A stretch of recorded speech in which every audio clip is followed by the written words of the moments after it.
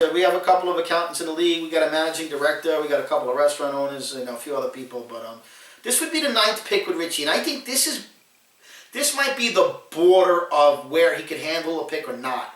I'm going to say that this is about the time where he probably is a little unsure of himself if he has a 9th pick or later.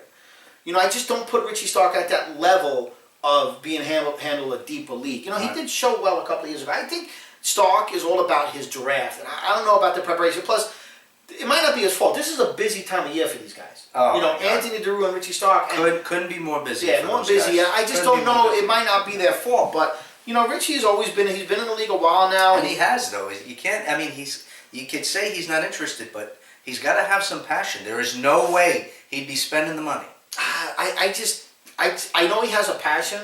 You know, definitely to play. Especially at a busy time of year, it would be much easier for him to go, I'm busy, I'm going to stay home, there's a lot of things going on, I have a lot of taxes to do. Yes. I could totally see that, but he doesn't. He takes his time out. He's got to enjoy it, and I think he does. Well, you know, yes and no. I mean, you know, I think that... You don't see it that way. No, I think he definitely enjoys it because he definitely gambles a little bit in stuff he does. He likes to play poker. But I think the negative with Richie is that he's good friends with Anthony and Chris, and he gets a lot... They talk about fantasy baseball a lot. And you don't want to get information from Anthony and Chris because they really don't know what they're doing. Wow. And I think that if Richie stood... The backwards dig. If Richie stepped out of their shadow... You think he would do good? He did. Listen, he had a great also ran. Remember that 1 year? Yeah, he did. He came in third. And he fought that whole year. And I was very impressed by it. It was 1 year. So, you know, he's a good player. I like him. But he's like 5th through 8th. What kind of shot do you give him? I give him absolutely no shot. I'm not calling him dead weight. I kind of put him like somewhat dead weight to... He's dead weight to not win. He's dead weight plus. He's dead weight plus. Dead weight 2.0. He's not going to win, but he's not going to make it easy, and it's going to be 5th to 8th place. And I don't know if he can handle the 9th pick. We're going to go to another pick, and that is, I don't know this team. Yes. Sticks. Okay. Sticks. Well, who is Sticks? Well, again, these are what the team names are on the computer. Yet some of these guys... Is this Papalopoulos? Yeah, this is... Okay. No offense. No offense. Anthony Fontanella and Spiro Giannopoulos. I think Spiro's got a nickname Joe or Brooklyn Joe. Listen, these guys are really enthusiastic, fun guys.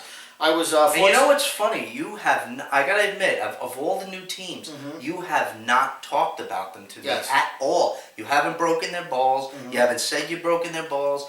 I really don't know who this team is. It's a big question mark to me. You know, and I'm just curious as to why you're usually all over teams. You're usually, you know, smashing them, you know, making them earn their way into the league. Yes. And these people, you've really had a hands-off approach. Now, why is that? Well, do they have something over you? No, they don't have anything over me. I don't know them that well. I've only met them a couple of times. They have naked pictures of you somewhere. No, they don't have that. They are really. I tell you, these guys are awesome. They're fun. They're great. And I was fortunate enough to be invited to a cigar dinner with Sal, and I met both of them there. I met Anthony before, but not So you Spiro. were on your best behavior. Yeah, we all had a good time, and I sat right near Spiro. Which still isn't that good. Yeah, and the one thing I got from these guys is, and me and Sal looked at each other with 5 eyes, and I asked one of the partners, what's the biggest league you've ever been in? And he said 10 teams. No, he didn't. I don't know if he was playing a whole reverse psychology thing, or let me you know, pretend like I don't know what I'm talking about. Well, you know what the God's honest truth is? Not many people have been in a 14, 15, 16 team. But what about 12? I mean, you know what I'm saying? I mean, 12's pretty basic. If you're in a 10, then I mean that's like a Superman league. Everybody has a superstar team. I mean, it's pretty obvious. These guys, I think that, you know, they're going to be fun, but I think they're going to take too many punches draft. You see them as panicking after the 10th round. I see them as not. They're not going to know what's going to hit them. Well, when you have 15 teams, there's just people run out. They're definitely in for a rude awakening. Without having to say names, people run out. But they're going to be fun. They're going to have a great time. They're going to enjoy it. They're going to eat the food, but... Are they going to eat the food? Yeah, they're fun loving people. Yeah, that's good, because we should be talking about who eats the food and who doesn't. But I think Sal and Walter are going to laugh at them all day, because they have a close relationship. But so you're walking on eggshells a little with them. I think if it wasn't for Joe Bean, they would probably come in last. So you totally categorize them as dead weight? Dead weight. What are the odds? 600 to 1. Wow. You wanted to give higher odds. I don't think they have We're going to move on. But it's only from the impression I got when I met them. Well, look at this. We Okay. go from one brand new team to another. Now this is a team that you absolutely destroy. But I guess you do have a prior relationship with them in Con Ed, and that's Tits McGee. Oh, Tits McGee. And I happen to work with one of the brothers. This is a brother pairing, Robbie Berman and Chris Berman. And I tell you right now, I mean, Look at you. The Look at your face. You just can't wait to destroy them. What did they do to you? well, not they, because I haven't met Robbie What yet. did they do that Pompolopolis didn't do to you? Well, Chris Berman is like, you don't understand how confident this guy is. I mean, he actually, You're not? this is a quote. He quoted as saying, he doesn't know much about a lot of things, but he knows about baseball. Okay. And- That's not an outlandish statement. But he doesn't. Because I actually saw one of his drafts, and let me tell you, it's an embarrassment in the 12-team league. And if it wasn't for his brother, now his brother comes with a resume that we don't care about because resumes mean nothing to us, but he was in 5 leagues last year, and he won all 5. He won. That's impressive. But there were 10-team league, 12-team league, free leagues. Wait a minute, were they like- online draft leagues? Oh. No, I don't think anything was more expensive than $100. I'm not sure. I'm not going to say. Were they gay leagues? No, they were just. You know what? They're definitely not a 15-team league where 10 teams have been together for. Well, then let 25 me years. ask you, how do you see them doing? Well, if Chris wasn't his partner, The brother? the brother Robbie, I think that they would have a better chance. Really? Yeah, I think that Robbie might need a little bit more of that freedom to make a final decision because at the end of the day, I think he's the final decision maker. And I think that when brothers do things together, they argue, they have a deeper friction. Than maybe a partnership that's not brothers or family. And I think in the draft, when the heat is on, that some of that friction, because they're brothers, is going to conflict with maybe a good pick, a positive tip. They might have a couple of riffs during the draft. I don't know. They're way overconfident, and I think, again, they're going to enjoy themselves like nobody else. Are they dead weight? I think I'd put them right like in the 24 home run Richie Stark level. They're not going to be dead weight But they're at borderline. the draft. They're going to be good drafters, but they're not going to have a shot at winning. So They have no managerial skills, you're saying. I just think that it's going to be What are those the drafts. odds? And by the way, they've never been in a live draft. Okay, live in-person So draft. they're going to have a lot of fun. Lot of fun. They'll So- be overwhelmed, but they'll have fun. I'd give them 200 to 1 odds. No shot at winning. You're giving them great odds. No, those are Wow. bad odds. I'm are 4 great to 1. odds. I mean, Jesus Christ. And by the way, they had what pick was that? I How many don't teams know. we got Don't, left? don't go do the Yeah, they You're could not allowed to handle. look. They had about the 6th or 7th Don't pick, cheat. so they could handle that pick. But it's borderline because I kind of know who they're targeting. And you know what? You left them alone.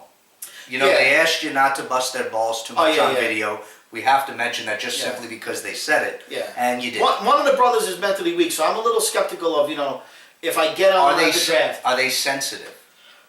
I don't think the. Are they sensitive like Buzz was sensitive? You know Sorry what? for I mentioning just names. I just hope that they understand that it gets dirty in the draft. It gets so dirty, but you know who doesn't make it? Who makes it the dirtiest? Right Yeah. here. That's who you'll always have to worry about. That's the only person Yeah. that will make it super. I'm dirty. excited to Don't have. worry about anybody else. I'm believe me. excited to have all the new people. We're gonna go to another team. Yes. Oh, this is the guy that charges $19 a foot for a wedge. MVP. MVP. I wouldn't say it if you didn't mention it. MVP.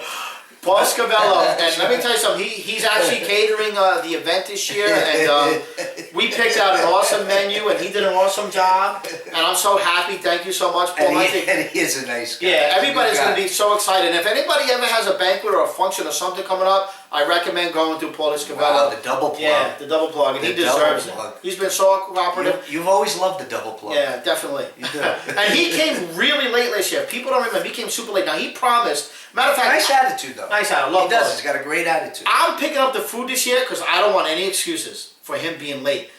But here's another one that started the and he's in a league too I was in, and he contacted me a couple of weeks ago and said, I'm prepared, and he told me that our draft is the hardest draft he's ever But you experienced. said he prepared, but then you went through a draft with him. Yes. And then, Yeah. you know, And we talked about it, Yeah. and it seemed like he's... this was the same draft. Well, I'm not going to give anything too much away, because... No, I'm gonna not. Yeah. No names, but him, Sal, and I are in a draft together, and Walter, and he's another one. If he's prepared, he did not show it.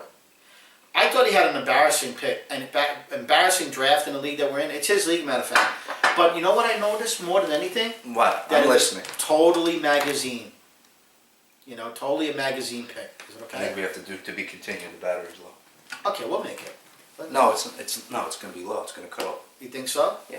All right, let's But see. that's all right. We can go on. Get Finish it, talking about if the thing finish dies, talking we'll about just Paul. put it. You know, Paulie's a nice guy, a total magazine player, another guy that he thinks he's prepared, but he definitely isn't prepared enough. What kind of odds do you give Paul, nice guy, muscles, Scavello? He's not dead weight draft wise, but he's dead weight with the chance of Managing it. And I'm going to give him 400 to 1 odds. No shot. 400 no to 1 shot. odds. Okay, so what we're going to do, we're going to stop the video here. We're going to change the battery. battery. And then we'll to be continued in 2 seconds. Okay, thank you. The battery definitely kept that low? Yeah. See? Oh, shit. So hit stop. Okay, we're good? All right. All right, let's pick another We're team. back. We're back. Sorry about that. Yeah, we're going to go so we don't lose the battery power. Okay, here's a team that for some reason changes his name every year because he thinks he's cute. Yes. And he's a nice guy. Rob Wolf, Social Assassins. Yeah, well, Rob Wolf always changes his name. That's cool. Some people do that Is now. that an insecurity thing? No, I just think that it's like, I think it's on point. He tends to go with the times, and like last year his name was Utter Nonsense, and it took a while for people to figure Utah out. Nonsense. But you know, it's what Mike Utah Francesa Nonsense. uses on the radio. So Right. there's something to Social Assassin, something current. Yeah. So we'll just figure it out. Something I'm aware of, but nobody else. nobody the else masses aren't, Yeah. because I'm above them. Yeah. And that seems to be the attitude he's Yeah. taken these past couple of years, a holier than now attitude. And this Yeah. isn't a dig on him. What do you think about his team and what he's been doing these past couple of years? Well, you know, this is an early pick in the draft, around 5th or 6th. I forget what order we're at, but you know, Rob could definitely handle this pick. He can handle any pick. I downgraded his averages from A to B draftability. You've also downgraded his testicles off of your chin, which is Yeah. very, very rare. I'm very surprised you finally got his balls off your face. I think Rob has a lot to prove. I think right now, all you can consider him as a one-hit wonder. I agree with you there. You know what I mean? It's like 9 years in the league, and I think he's getting a little. I always said he's getting very, plus. very difficult to talk to sometimes. Oh yeah, Very and when he's difficult. right about a trade, like if he tries to Justify his side of the trade, Yes. then you give your opinion, and then it's like He becomes very condescending. I don't want to say condescending. It's You don't more- have to. I did. It's the frustration that when he can't get the deal accomplished, he gets frustrated that he couldn't get it done. Like, is he going to be doing the pee-pee dance when he watches his commentary? No, I think that this only could motivate him. And he's definitely, he already told me, you better come. He told me I better come prepared. Wow. So, you know, we love Rob. He's definitely one of the best guys in the league. I do agree with you. I do think he's going to come with a fervor this year. I think so. A fervor. Well, he's going to attempt to. Yes. But he's what got a kind of lot odds to, do you give him? Rob's got a lot to prove, and right now I think he's on the decline. Is he dead weight? No, he's not dead weight. Absolutely not. But Freudian slip, dead weight. I'm going to give him 25 to 1.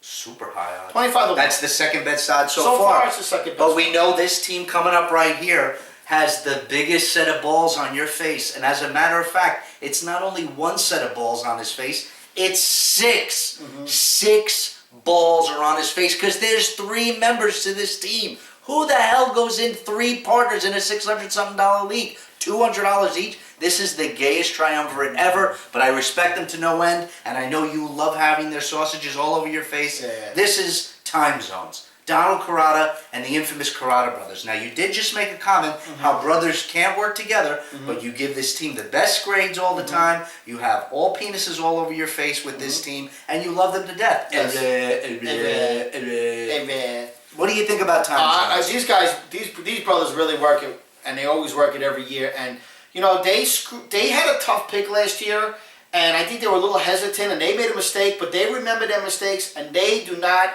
have loyalty toward any players. I think Donald's going to go back to what he used to do back in the day, and I suspect that he could pick a pitcher in the first round, but.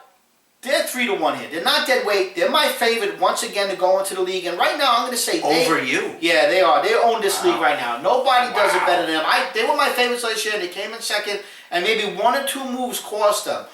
But you know, they're just awesome, and they're quiet. And I say it all the time. And you know, this is the team, definitely the team to Okay, beat. just bring some Kleenex and some baby wipes to get all the jizz I love off your Donald. face. I know you do. The league is not the league without guys like Donald. I'll be honest with you right now, guys. Yeah, be honest, because we want...